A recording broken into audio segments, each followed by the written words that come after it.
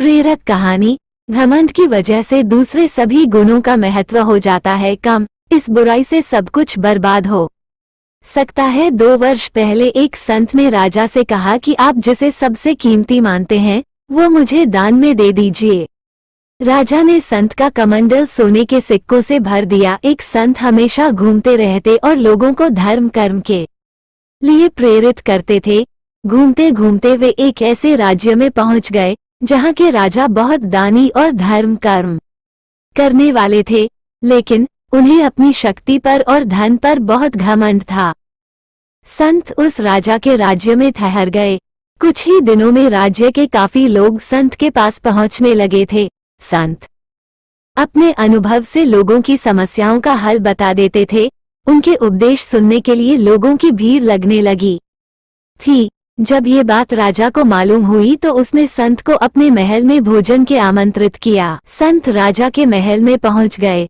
राजा ने संत का बहुत अच्छी तरह सत्कार किया, खुद भोजन परोसा। खाने के बाद संत जाने लगे तो राजा ने कहा कि गुरुदेव, मैं आपको कुछ देना चाहता हूँ। आप अपनी इच्छा के अनुसार मुझसे कुछ भी मांग सकते हैं।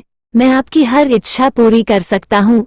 मैं राजा हूँ और मेरे लिए कुछ भी असंभव नहीं है। संत समझ गए कि राजा को अपने धन पर और शक्ति पर बहुत घमंड है। उन्होंने कहा कि राजन, आप अपनी सबसे प्रिय चीज मुझे दान में दे दीजिए। राजा को समझ नहीं आया कि वो संत को क्या चीज दान में दे।